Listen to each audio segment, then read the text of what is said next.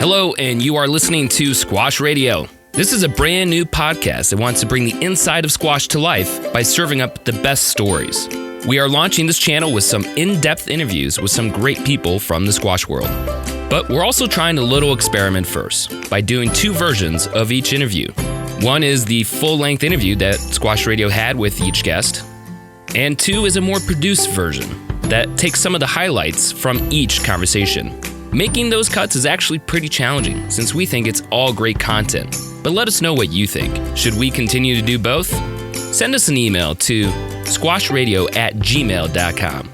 Also, if you have any great stories that involve squash, let us know. We'd love to hear from you. We hope you enjoyed today's episode, and thank you for listening. What about this? This call is... Hey there, squash fans. Well, today we have a great guest for you. His name is Christopher Gordon, and he's originally from New York City. And he's been at the top of the squash scene here in the United States for the past 15 years. He's done that by achieving a world ranking of number 44. He's represented Team USA almost more than anyone in history, with 5 World Team Championships, 3 Pan American Games, 2 World Games, 2 World Junior Championships, and a handful of Pan Am Federation Cups. Christopher has also been number 1 in the United States and has won the U.S. National Championship. Beyond his achievements on the court, Chris has also been an amazing ambassador for the sport of squash. He's done exhibitions all over the country. He's also commentated on Squash TV, even emceeing for the U.S. Open.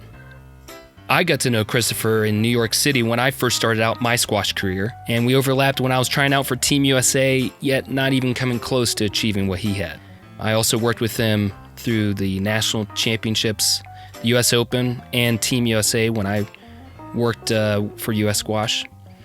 But I hope this conversation helps you get to know him a little bit better like I have over the years. So here's a quick little overview of what Christopher and I sit down and talk about.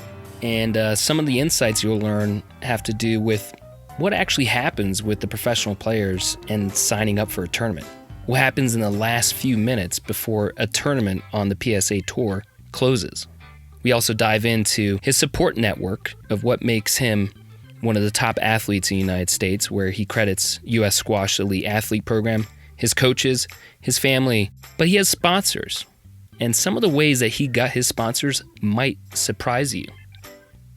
Lastly, we close it out with him representing Team USA, as well as what winning the national championships in 2013 meant to him. So without further ado, here's Christopher Gordon. And so we jump right into it, talking with Chris about what impacted him at a young age to make him focus on squash. You becoming a professional, I mean, I remember meeting you at a pretty young age. I think you must have been 11 or 12. And you said, I'm going to become a professional squash player. When did you have that so firmly set in your mind that you wanted to pursue something like that? So I was always, from an extremely young age, I was always fascinated by sport and loved professional sports. Funnily enough, at a really young age, like when I was 5 or 6, I was more aware of college sports. So I really had a dream to be a college athlete. Originally, I was a college hockey player because I used to watch a lot of college hockey. And then as I got older, I became more aware that college was a stepping stone to the pros. And that's when I really zeroed in on professional sport being what I wanted to do, because it was the highest level you could strive to compete at. Right. And probably a catalyzing moment for me was when I was about 12. I went for the first time to Europe to play, and I played in the British Junior Open under 13. And I think I lost in the first round and maybe won a round in the plate and then lost in the next round. So it kind of shows just how off the mark of the top juniors in the world I was. But just being there and getting to see some of the top juniors in the world, right up to juniors who would be turning pro soon, I found really inspiring, and I love the idea of traveling to compete and things like that. And that was a moment where I really said to myself, I want to really make this a goal of mine and work as hard as I can to make this a reality. Yeah. Well, so it looks like, and this is on your PSA profile, you officially turned professional in 2002.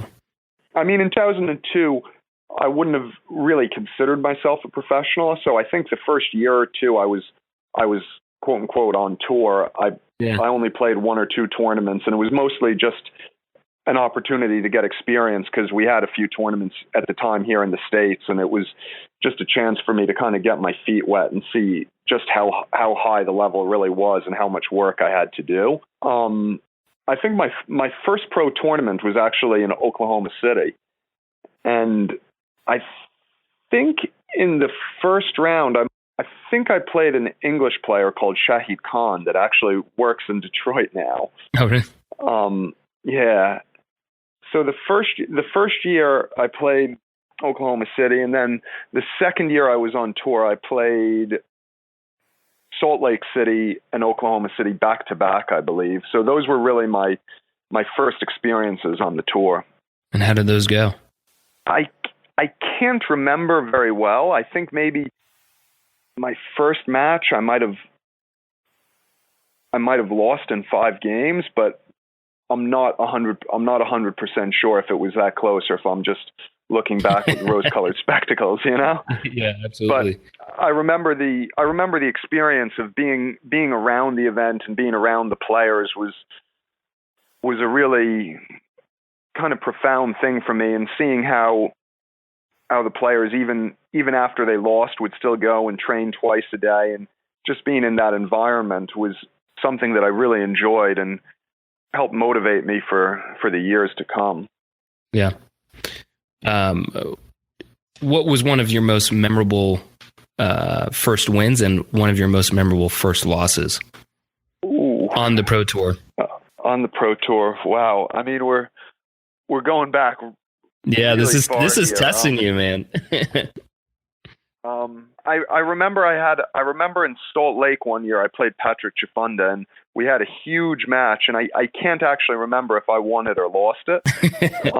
It was a 5-setter, but the most important thing for me was that I was competitive at that level, and that whether I won or lost, I was in the mix, you know? So it really gave me confidence that I could move forward, you know?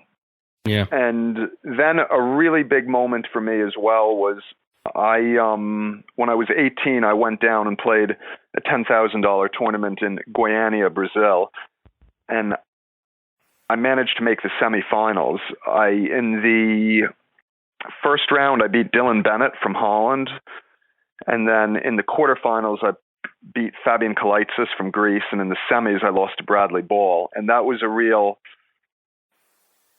confidence boost, and really made me feel like I belonged amongst those players, and this might be something that I'd be able to do successfully. Next in our conversation, we moved on to the Professional Squash Tour, and we talked about lots of the changes that have been going on that the public might be aware of. Some of it included the introduction of Squash TV, the many scoring systems that have changed the way the players play on the tour, but then we switched to some of the unnoticed changes going on the tour. Take a listen. Yeah, I think maybe one of the unnoticed changes that's just a product of how society is now is with social media. The players are so much more accessible than they used to be.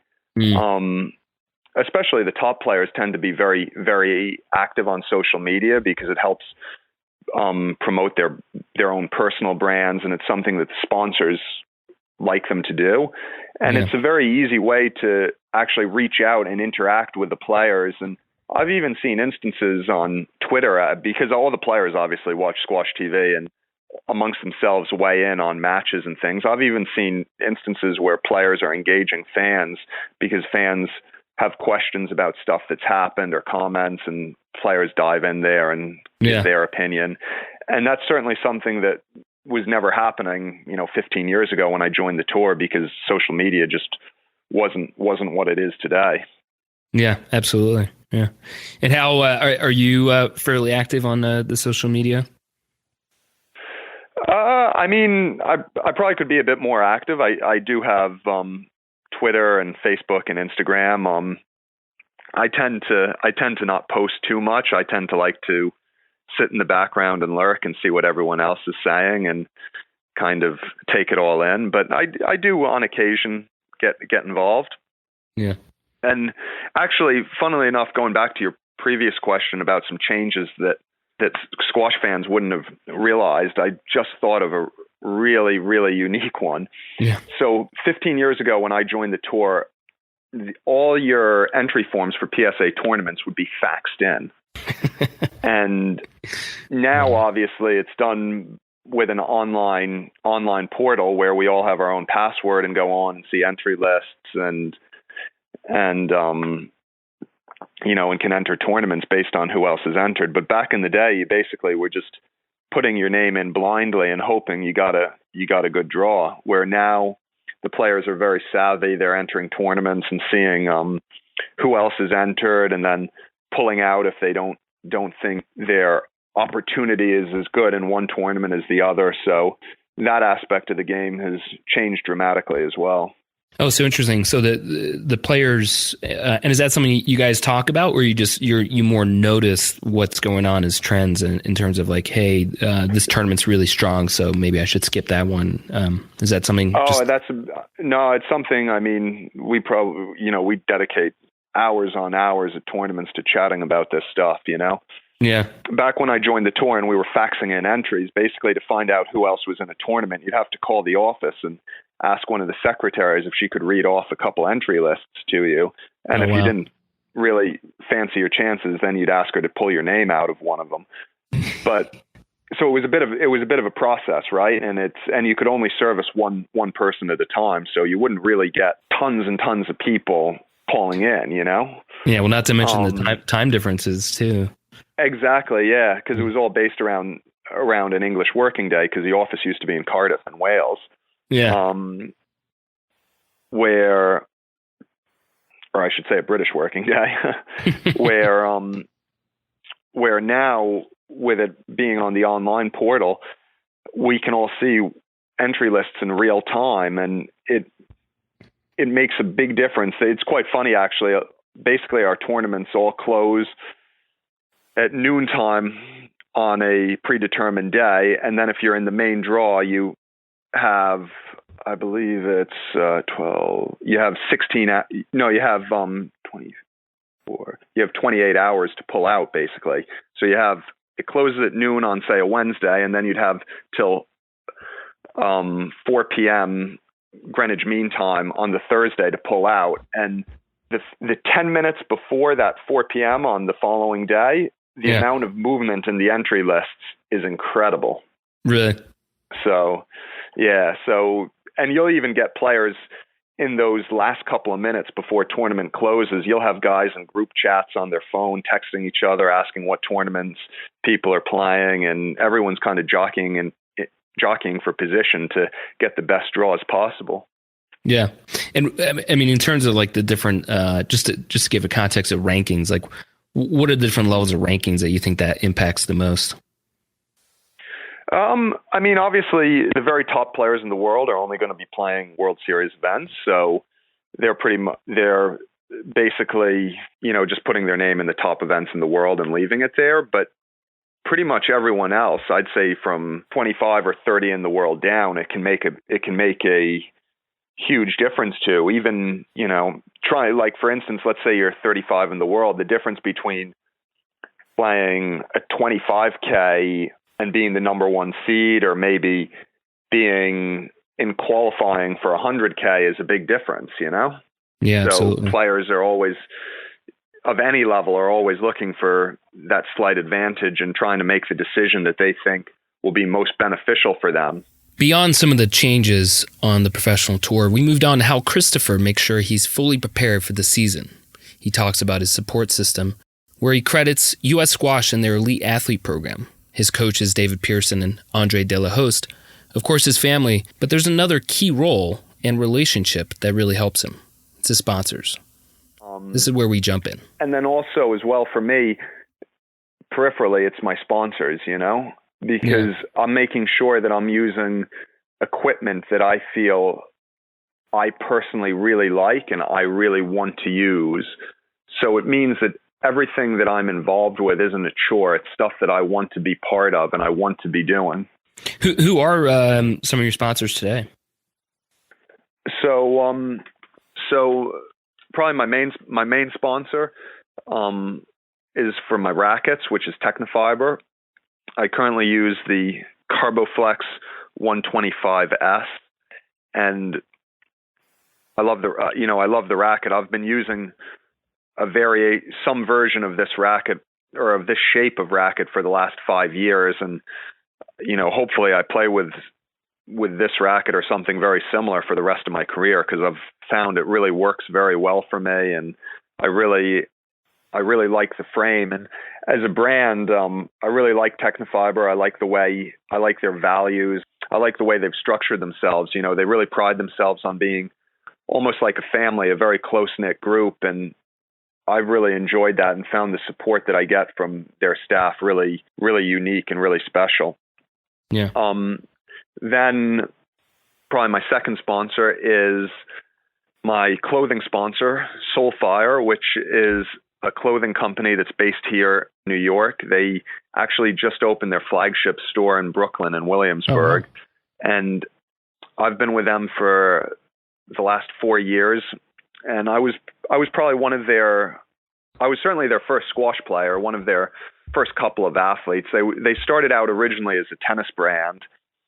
And now they've kind of morphed from that into a more fitness lifestyle oriented brand. But it's a really special company for me because, first of all, it's New York based like myself, and the warehouse where they design all the clothes is actually about a mile or 2 miles down the road from my current apartment. So it's been really unique for me to be able to go to the design center every couple of months and see the products they're working on and see their vision and see the artistic talent of the company. And it's been a real pleasure to be involved with, actually. Yeah. So you said you've been involved with them for 4 years, but how long has the company been around? The company's been around about 5 or 6 years. Oh, wow. Okay. Yeah. Yeah, so they're fairly new on the scene, but they're really, really expanding quickly, and the fact that they've managed to survive in tennis, which is a very competitive market, is a real testament to their product, the uniqueness of their designs and the quality of their product. Yeah, and again, it's nice because it's a small company still, so I know the owner, I know the guy who's responsible for all the designs of the clothing, and it's really exciting for me to get to talk to both of them about sort of their vision for the company and where they're trying to take it. It's a really unique view that if I was involved with a larger company, I'd never be afforded the opportunity. Yeah. So it sounds like, and that's only two of your sponsors, but like to you, it's more important about the relationship as well as the product and the quality, right? No, absolutely. Yeah. It's, it starts with good product and good quality that's going to help me perform on court. But then the relationships I build with a company are really, really important to me, because you got to remember, right? Like, we're away most of the year competing and stuff. So these companies that we interact with, the people who work for them almost become friends in a way. Yeah. So in terms of my other sponsors, I'm involved with Salming for shoes, mm-hmm. and I'm a big fan of the shoe. I currently use the Race R1, and I've used that, I think, for the last three years, and I just really, there's not much to say other than I really like how it feels. Yeah. And my last sponsor is a fairly unique one. It's a green tea company called Dumatcha. And I actually met them on Twitter because I tweeted something when I used to commentate with Joey at some of the World Series events about how I was preparing to go on camera with a cup of green tea, and get myself in the right mind space or whatever. And they picked up on the tweet, and me and Dumac actually exchanged a couple tweets back and forth, and basically ended up in me receiving some cans of green tea and writing a few testimonials for them. So they've been a really unique and a great supporter of mine for the last couple of years. That's great. And is that, I mean, that seems like a pretty unique way to pick up a sponsor, but how have you found some of the other sponsors to work with?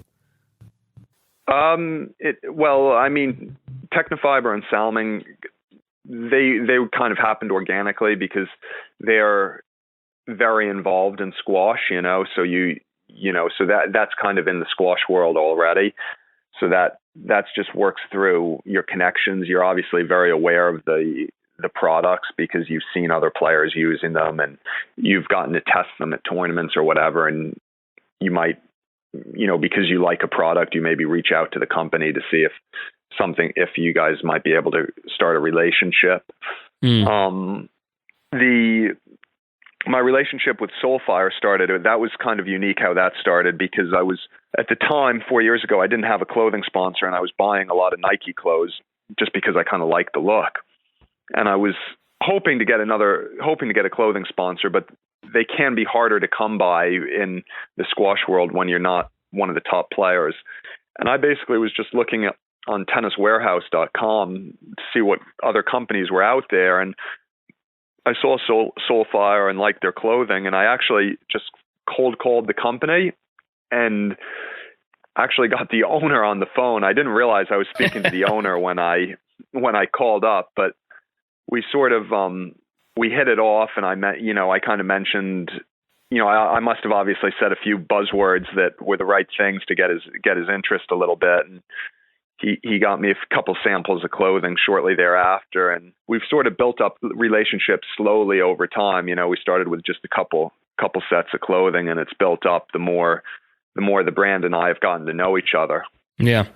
I mean, I have seen you play in some of their clothing, and I've seen some of the other tennis players, and it really is, I mean, they're hitting the ball out of the park in terms of design, like you said, design, and really just how distinct it is to create that. Mm-hmm. And I think especially these days, like we were talking about earlier with social media and how those images can really impact audiences. And I think they're really kind of hitting that confluence of like those two things. So you really, it's impressive what they're doing.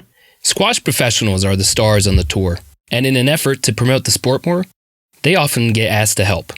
Here Gordon explains a boxing versus squash piece that he did for Squash TV. Well, I remember seeing a bit that you did wasn't there a boxing bit that you did? I forget. Yeah, we did.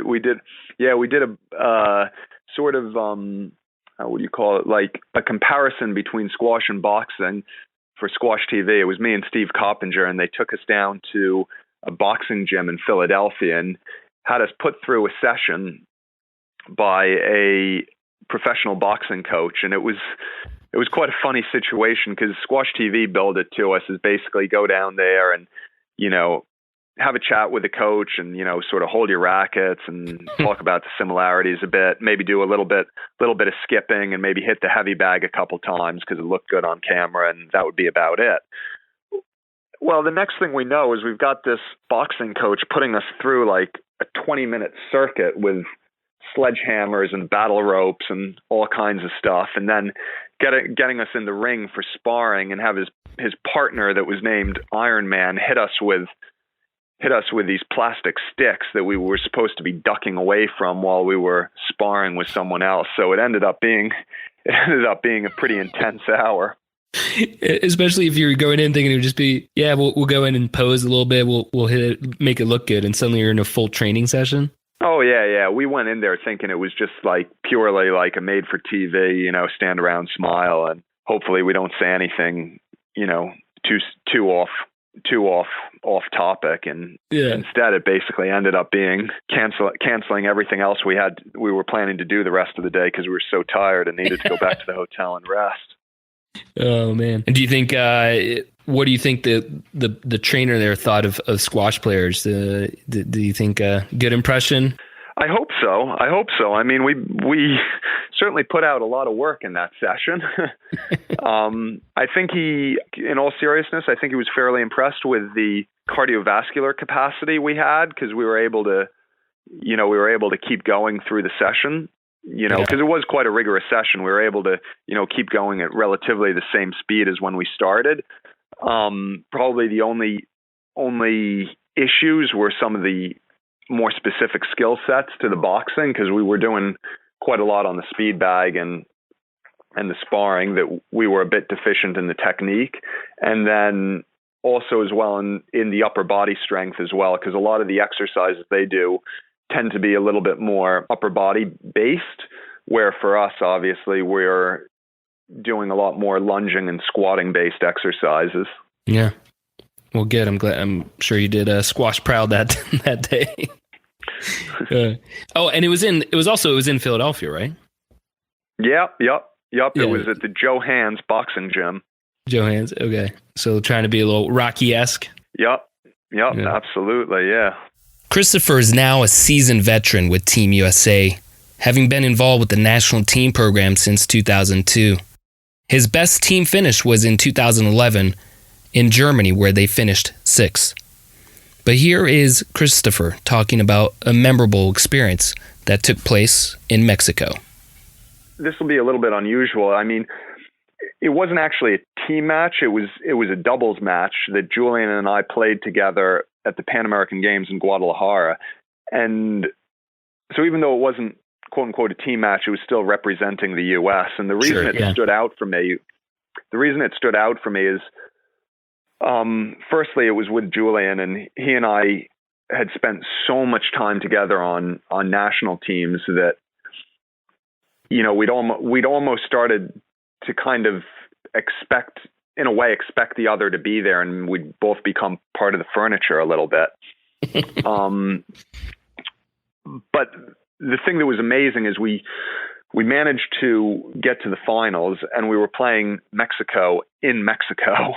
In quite a small, compact venue that was packed with basically 99% Mexicans, and then the 1% was the rest of our teammates.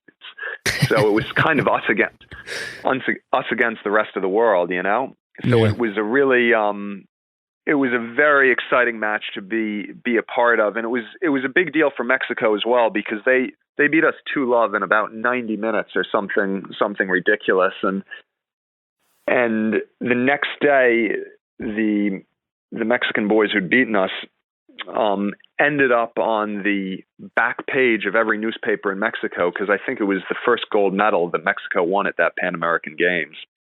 Oh, wow.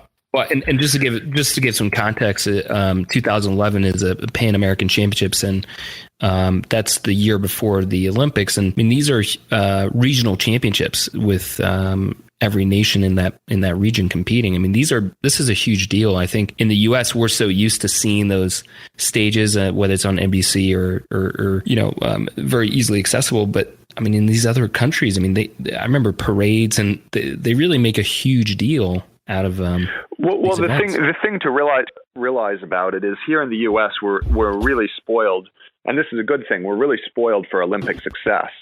So we really focus on having our best athletes at the Olympics, and using events like the Pan American Games, regional games, for gaining experience to help bring athletes up to that Olympic level, or to qualify them for the Olympics.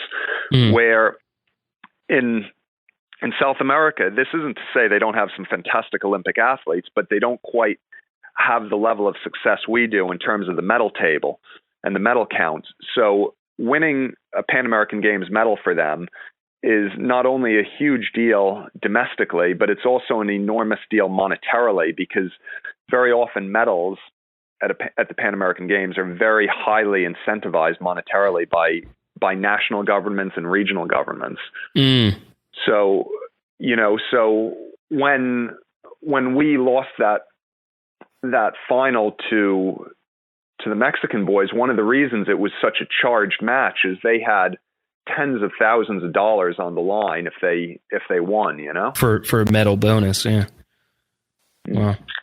and obviously the gold medal bonus was quite substantially higher than the silver medal bonus. So, the motivation wasn't just to win for their country and for self-pride, but there was that monetary motivation as well. Wow. And what were these matches being televised down in Mexico? Yes, I can't remember if I think that match might have been live. I mean, obviously I was on court, so I was a little bit oblivious to everything else going on, but I remember it was a really heated affair, and I remember basically it was on a traditional glassback court with the fans were about 5 feet behind the court, so they were quite up on top of you, and there were flags and there were chants, Mexico chants going, and it was all quite intense, I can imagine. And so you picked this as one of your more memorable experiences, but which way did the match go? Oh, we lost 2-love, something like 11-9, 11-8 or something like that.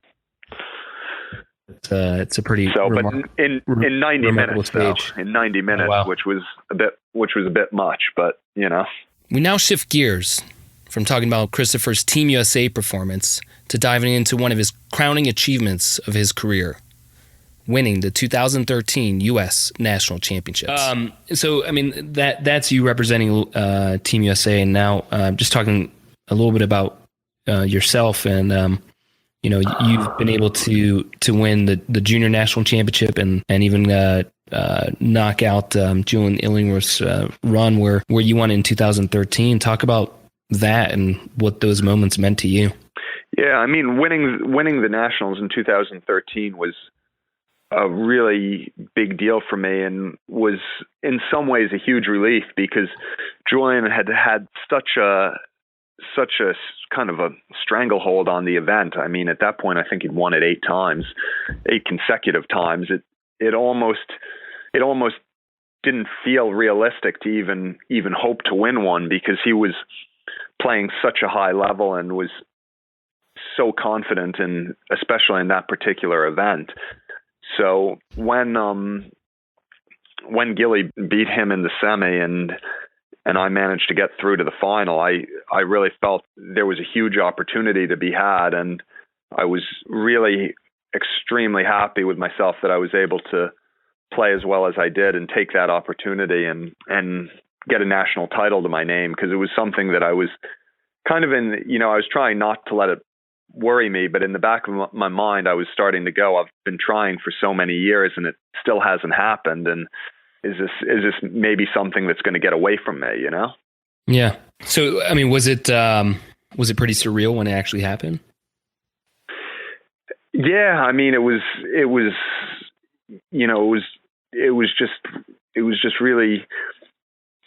really unbelievable. And it was really special for me, because it was here just outside New York in Connecticut. So quite a lot of people that were really close to me were able to come, my mom was there.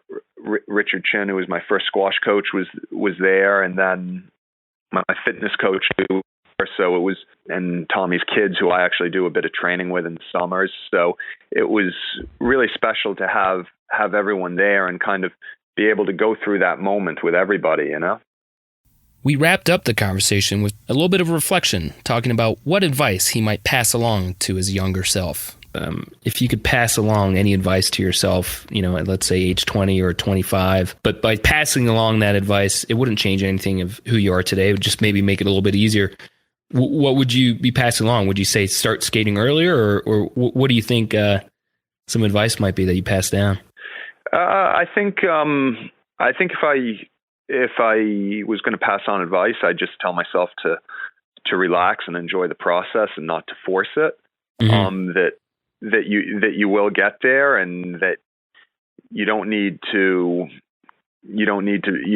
stress about it, but you need to enjoy every phase of the process. And then the other thing I'd probably tell myself is there's no magic formula. It's just hard work and being consistent, and just keep putting the hours in and try and keep ramping up the effort levels just little by little, and you'll get there over time. It's a process, and it doesn't happen overnight.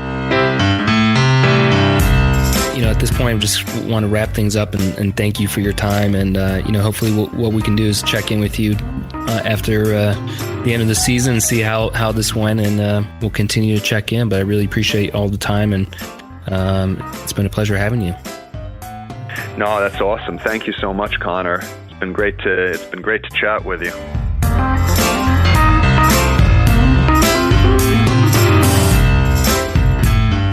Well, thank you so much for your time today and for joining us on Squash Radio. We hope you enjoyed this latest episode. But before you leave, we just have one quick last message. As you know, Squash Radio wants to help tell some of the best stories from Squash World. But in order to do that, we want and welcome your help. Do you know a person or a story that involves squash that is interesting, funny, moved you care about, reflects your passion for the sport? Well, share it with us, and let's try and get it out there on the air. You can email me at squashradio@gmail.com or reach out to us on social media. Again, thanks for your time, and, well, until next time, be well and have fun.